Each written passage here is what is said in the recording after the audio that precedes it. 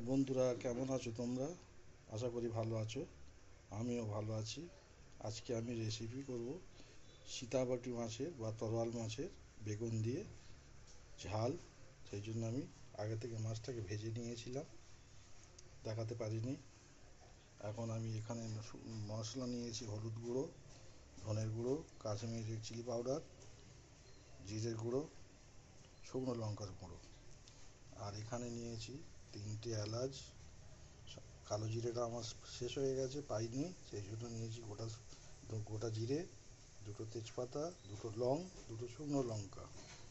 এখানে কেটে নিয়েছি আলু, এখানে ধনে পাতা নিয়েছি, পেঁয়াজ পাতা নিয়েছি, এখানে আমি কেটে নিয়েছি বেগুন, লম্বা লম্বা করে বেগুন কেটে নিয়েছি, টমেটো কেটে নিয়েছি, পেঁয়াজ কেটে নিয়েছি। এখানে আমি গ্যাসের মধ্যে কড়াইটা বসিয়ে দিয়েছি। কড়াইটা গরম হয়ে গেলে তেলটা দিয়ে আমি রান্না স্টার্ট করব, আপনারা দেখতে থাকুন। এখন আমি কড়াইয়ে তেলটা ঢেলে দিচ্ছি। সামান্য তেল দিলাম, ওই 3 চামচ মতোই হবে।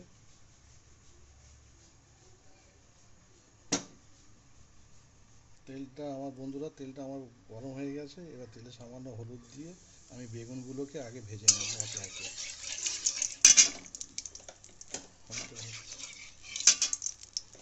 এবার বেগুনগুলোকে একসঙ্গে ঢেলে দিলাম, দিয়ে একে বেগুনগুলোকে আগে ভেজে নেব, তারপরে আলুগুলো ভাজি।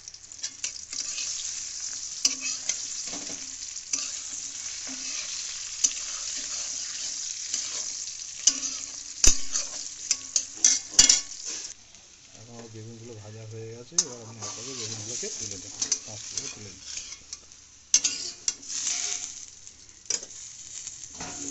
আমি এবারে তুলে ফেলবো।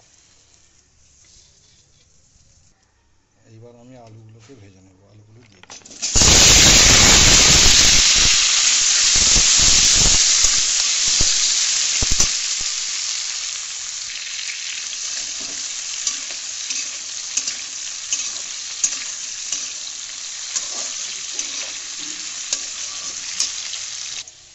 আলুগুলো আমার লাল লাল করে ভাজা হয়ে গেছে। এবার আমি আলুগুলো তুলে দেবো।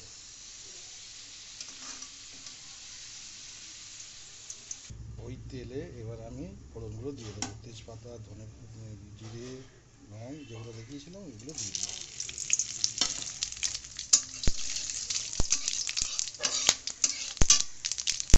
কয়েক সেকেন্ড ভাজা হয়ে গিয়েছে। এবার দিয়ে দেবো পেঁয়াজ। কিছু দিয়ে দিলাম।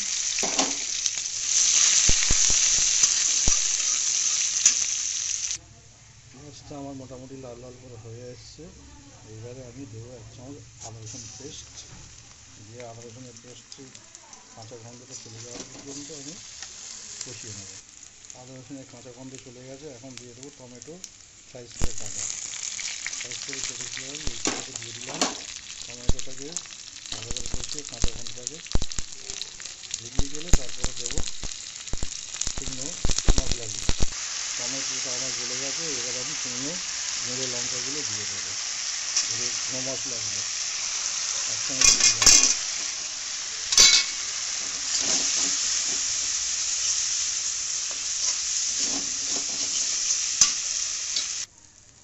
মশলাগুলো আমার কষানো হয়ে গেছে। এখন আমি দিয়ে দেবো আলুগুলো।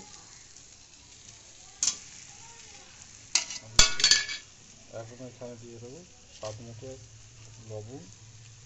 1 চামচ লবণ দিলাম, কম হয়ে গেছে, দিয়ে দিই।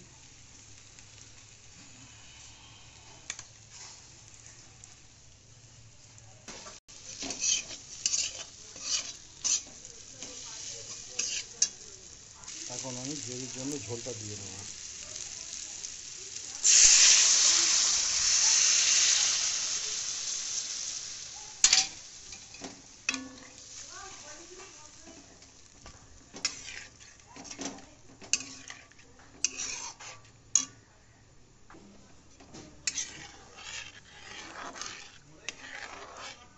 ঝোল দেওয়া হয়ে গেছে। এবার আমি ঢাকা দিয়ে ঝোলটাকে ফোটার জন্য অপেক্ষা করব।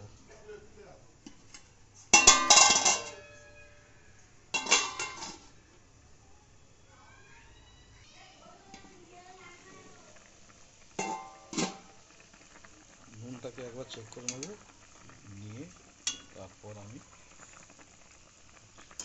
লবণ একটু কম হয়েছে, আমি একটু লবণ দিয়ে দেবো। এই অবস্থায় লবণ খানিকটা দিয়ে দিলাম।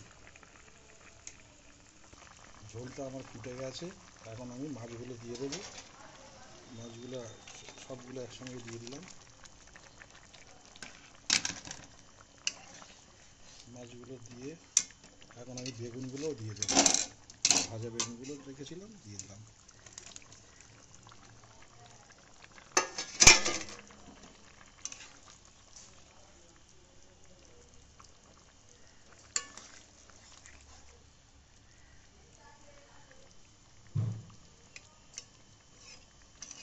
আসলে এক হাতে ভিডিও করছি, এক হাতে করছি তো, ওই জন্য একটু অসুবিধা হচ্ছে। আপনারা একটু মানিয়ে দেখে নেবেন। প্রথম ভিডিও তো আমার, এই প্রথম ভিডিও রান্নার আপনাদের কাছে শেয়ার করলাম। জানি না, ভুল ত্রুটি হলে আপনারা একটু মানিয়ে নেবেন। ঢাকাটা দিয়ে আবার একটুখানি ফুটিয়ে নেব।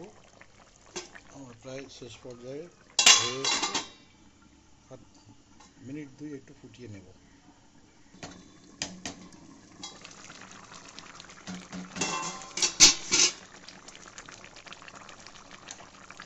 এখন সামান্য একটু গরম মশলা উপরে ছড়িয়ে দেবো।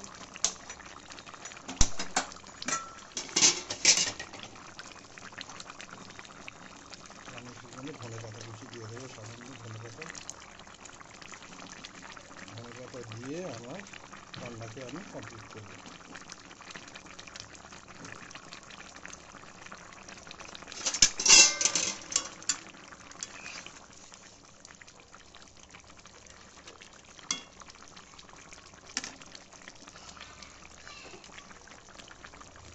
এবার আমি গ্যাস চুলাটাকে অফ করে দিচ্ছি। ফাইনাল লুকটা আমি দেখিয়ে দিচ্ছি। আমার সীতাপাটি মাছ বেগুন দিয়ে আলু দিয়ে ঝোল কমপ্লিট হয়ে গেছে।